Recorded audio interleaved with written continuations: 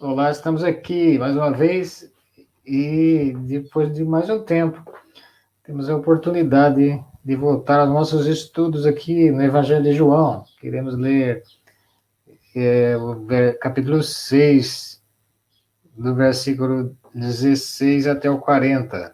É um capítulo que tem muita coisa e queremos aqui nesse segundo estágio estar aprendendo a palavra de Deus. Seja bem-vindo mais uma vez. Vamos ler. Capítulo 6, verso 16 em diante, diz assim: Ao descambar o dia, os seus discípulos desceram para o mar e, tomando um barco, passaram para o outro lado, rumo a Cafarnaum. Já se fazia escuro e Jesus ainda não viera ter com eles. E o mar começava a empolar-se, agitado por vento rijo que soprava. Tendo navegado uns 25 a 30 estádios, eis que viram Jesus andando por sobre o mar, aproximando-se do barco e ficaram possuídos de temor.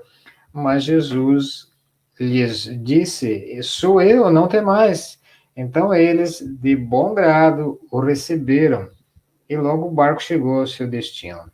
No dia seguinte, a multidão que ficara do outro lado do mar notou que ali não havia senão um pequeno barco e que Jesus não embarcara nele com seus discípulos, tendo estes partido sós. Entretanto, outros barquinhos chegaram de Tiberíades, perto do lugar onde comeram o pão, tendo o Senhor dado graças. Quando, pois, viu a multidão que Jesus não estava ali, nem os seus discípulos, tomaram os barcos e partiram para Cafarnaum à sua procura. Tendo-o encontrado no outro lado do mar, lhe perguntaram: Mestre, quando chegaste aqui? Respondeu-lhes Jesus: em verdade vos digo, vós me procurais, não porque vistes sinais, mas porque comestes dos pães e vos fartastes. Trabalhai não pela comida que perece, mas pela que subsiste para a vida eterna, a qual o Filho do Homem vos dará, porque Deus, o Pai, o confirmou com seu selo. Dirigiram-se, pois, a ele, perguntando: Que faremos para realizar as obras de Deus? Respondeu-lhes Jesus: A obra de Deus é esta, que creiais naquele que por ele foi enviado. Então lhe disseram eles: Que sinal fazes para que o vejamos e creiamos em ti? Quais são os teus feitos? Nossos pais comeram maná no deserto, como está escrito. Deu-lhes a comer pão do céu. Replicou-lhes Jesus: em verdade vos digo, não foi Moisés quem vos deu o pão do céu. O verdadeiro pão do céu é meu Pai, quem vos dá, porque o pão de Deus é o que desce do céu e dá vida ao mundo. Então lhe disseram: Senhor, dá-nos sempre desse pão. Declarou-lhes, pois, Jesus: Eu sou o pão da vida. O que vem a mim jamais terá fome. E o que crê em mim jamais terá sede. Porém, eu já vos disse que, embora me tenhais visto, não credes. Todo aquele que o Pai me dá, esse virá a mim. E o que vem a mim, de modo nenhum o lançarei fora. Porque eu desci do céu não para fazer a minha própria vontade, e sim a vontade daquele que me enviou. E a vontade de quem me enviou é esta, que nenhum eu perca de todos os que me deu. Pelo contrário, eu o ressuscitarei no último dia. De fato, a vontade de meu Pai é que todo homem que vir o Filho e nele crer tenha a vida eterna, e eu o ressuscitarei no último dia. Vamos orar. Pai querido, mais uma vez estamos aqui diante da tua palavra e ela nos ensina a crer no Senhor. Nos ajuda, meu Pai, meu Deus, porque nós precisamos da tua misericórdia, no nome do Senhor Jesus. Amém.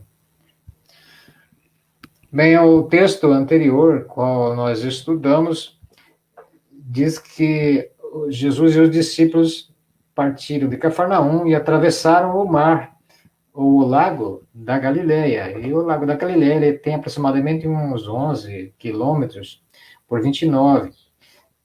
E nesse lado, né, no lado leste, Jesus ali fez um milagre. O milagre dos pães, multiplicou os pães, os peixes, e ficou a tarde toda com aquele povo que veio à busca dele, porque haviam assistido os milagres, as curas que Jesus fazia.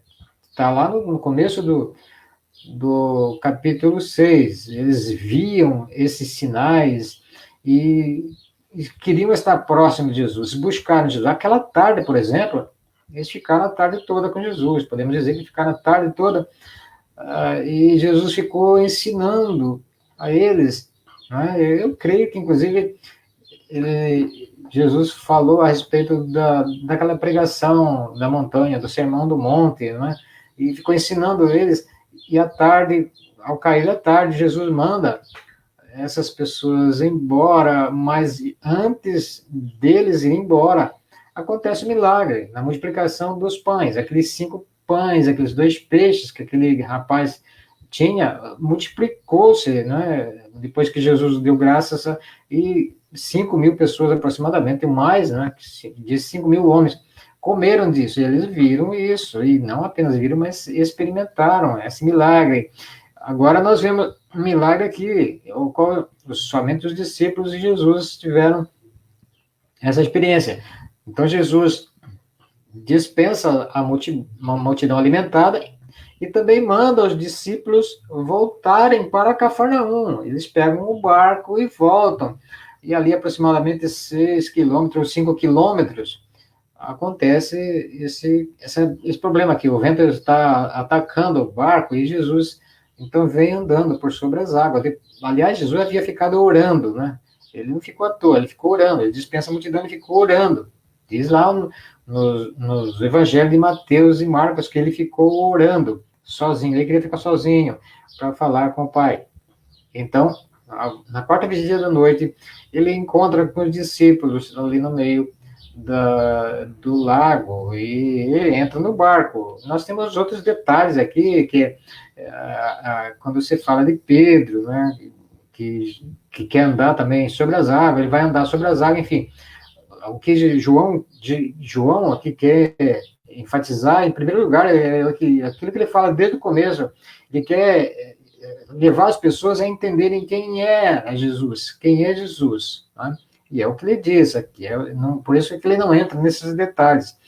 Mas acontece isso, e o que nós também queremos aqui entrar, principalmente na questão aqui, é que aquelas pessoas que estiveram com Jesus e agora eles vão lá naquele lugar onde tinha sido feito aquele milagre da multiplicação dos pães e eles procuram Jesus. Jesus não está mais lá. Jesus já tinha voltado para Cafarnaum, eles tinham atravessado a noite, né, para o outro lado. E aí eles vão lá e não encontram Jesus. A multidão chega lá e vê os barcos e fala, Jesus não está aqui, então aí vão atrás de Jesus. A procura de Jesus está aí nos versos 25, né, e 24, aliás, 23 e 24. Então, eles veem os barcos, não estão, e a multidão, então, vê que Jesus não estava ali, e tomam os barcos, e todo mundo vai atrás de Jesus, e parte para Cafarnaum, à procura de Jesus.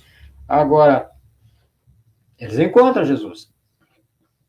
No versículo 25 diz assim, tendo-o encontrado no outro lado do mar, lhe perguntaram, mestre, quando chegaste aqui, olha que maravilha, né? Que legal quando as pessoas vão atrás de Jesus e têm, né, essa vontade de estar próxima de Jesus, porque querem ouvir as palavras de Jesus, que querem aprender de Jesus. E Jesus, na verdade, ele vai dizer...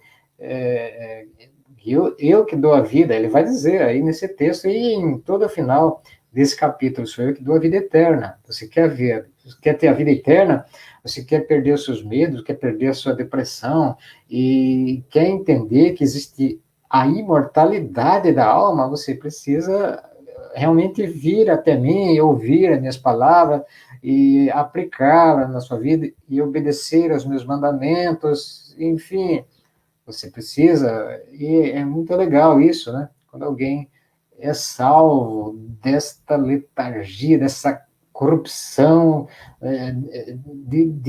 que o ser humano caiu nela, que é o estado lastimável do pecado. Não é? E então eles dizem assim: Senhor, mestre, quando chegaste aqui, ou seja, nós te procurando lá e queremos estar com o Senhor. Né? Praticamente é isso, né, que a gente está percebendo que está no coração dessas pessoas. Parece que eles têm uma intenção maravilhosa, né? Mas olha só que resposta. E a resposta parece uma resposta grosseira, né? Jesus tem umas respostas meio esquisitas, né? Meio complicadas. Até parece que ele ofende as pessoas. O que é isso, Jesus? Olha só o que ele diz. Então as pessoas, mestre, quando tu chegasses aqui, nós queremos, praticamente, disseram, nós queremos estar contigo. E aí Jesus responde o seguinte, na lata mesmo, olha, Jesus diz assim, em verdade, vos digo, vós me procurais, não porque vistes sinais, mas porque comestes dos pães e vos fartastes. Que cacetada, né? Bem, Jesus sabia do coração das pessoas, assim como ele sabe do meu, assim como ele sabe o seu.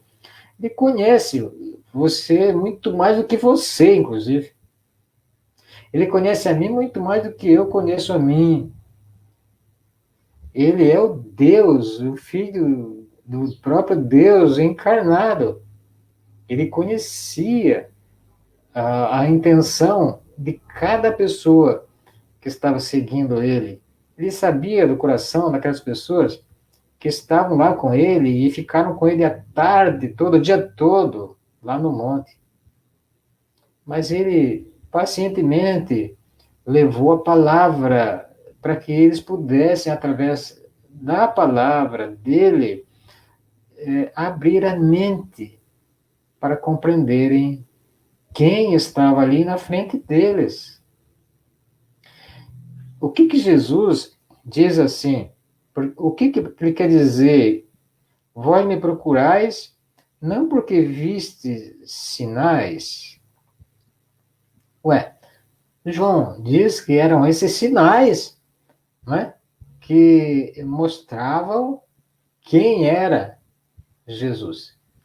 Ou seja, a glória de Deus estava em Jesus e ele mostrava isso através desses sinais, ou seja, da cura dos enfermos, da multiplicação dos pães, da ressuscitação da filha de Jairo, da ressurreição, da ressuscitação de Lázaro.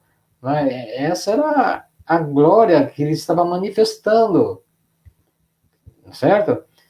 Então Jesus fala, vocês não me procuram porque vocês vistes sinais. Ele quer dizer com isso, vocês não me procuram porque vocês compreendem o que eu estou fazendo. Vocês só querem comer e beber. Vocês não compreendem o que eu estou fazendo para vocês. Vocês me procuram só porque viram isso, mas não querem crer em mim. Em um certo momento, Jesus chegou para os seus discípulos e perguntou para eles: quem é que as pessoas estão dizendo quem eu sou? E aí os discípulos falam: bem, alguns estão dizendo que tu és Jeremias, outros dizem que tu és Elias, outros estão dizendo que tu és algum dos profetas, enfim. O povo está dizendo aí que tu és alguma coisa importante. Muito bem, agora ele se vira para os discípulos e pergunta o seguinte: e vocês? Quem é que vocês dizem que eu sou? E aí Pedro se levanta e diz: tu és o Cristo, o Filho do Deus vivo. Era isso que Jesus queria, e é isso que Jesus quer, que eu e você tenhamos a certeza absoluta. É isso que o Evangelho de João se embasa. É só nisso. Não é só nisso. Mas olha só, que seguida impressionante. Não é? Aí, Jesus continua ensinando. Aí ele diz: trabalhar e não pela comida que perece. Você não tem que ter a prioridade na comida e na bebida, né? Mas vocês precisam trabalhar e se desenvolver a cabeça de vocês, né?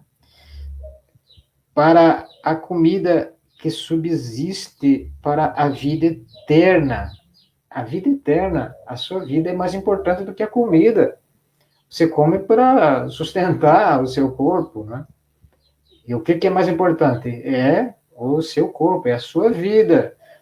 Então Jesus está dizendo aí: vocês precisam trabalhar pela comida que não perece, que subsiste, que permanece para a vida eterna, a qual o Filho do Homem vos dará. É ele que está dando essa comida, é ele que está mostrando, é ele que está se revelando. E ele diz assim: porque o Pai confirmou com seu selo, esses sinais que eu estou fazendo, é o Pai que confirma. Eu estou mostrando a glória dele em mim. Agora, veja só, que coisa extraordinária, né? No verso 28, diz assim: dirigiram-se, pois, a ele, perguntando: que faremos para realizar as obras de Deus? Olha só, parece que é muito legal isso, né? Qual é a nossa obra? O que nós temos que fazer para agradar a Deus, para ter a vida eterna? Teve um jovem, inclusive, que chegou para Jesus e falou isso, né? Eu preciso fazer para dar a vida eterna e tal? Aqui, Jesus diz simplesmente o seguinte: respondeu-lhes Jesus: a obra de Deus é esta. Vocês precisam fazer isso aqui, ó. Ele está dizendo. Sabe o que vocês têm que fazer? É isso, ó. Que creiais naquele que por ele for enviado. Jesus está dizendo: vocês precisam crer em mim. Somente isso. Creiam em mim. Agora, olha só. Olha só, verso 30. Então lhe disseram eles: olha só, essas pessoas que Jesus está conversando com elas foram aquelas que viram as curas, foram aquelas que experimentaram a multiplicação dos pães e dos peixes. 5.000 pessoas, né, se alimentaram de 5 pães e 2 peixinhos. Aí eles perguntam assim para Jesus. Então lhe disseram eles: que sinal fazes para que o vejamos e creiamos em ti? Quais são os teus feitos? Misericórdia. Eu acho que se fosse você, a gente não teria paciência, não, né? Era a mesma coisa, é a mesma coisa que eu estou aqui com a caneta na mão e eu já escrevi com ela, já escrevi muita coisa, e as pessoas sabem que essa caneta escreve, né? E aí, mais uma vez, as pessoas perguntam: para que serve isso aí? Ela já viu que escreve. Isso é sequeira espiritual. Eles viram, assim como nós temos visto os ensinos de Jesus e o que ele fez na cruz e a ressurreição dele. Agora, olha só, o que vai fazer para a gente crer em ti? Mais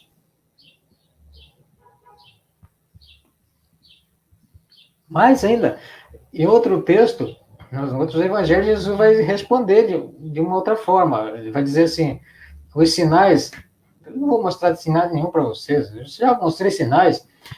Agora, o sinal maior que eu vou fazer e vou deixar para vocês é o sinal de Jonas. Só isso. Qual é o sinal de Jonas? O sinal de Jonas é que Jonas ficou 3 dias e 3 noites, né? No fundo do mar, na venta de um peixe. É isso que Jesus ia fazer. É o sinal maior, nós sabemos disso, né? Qual é o sinal?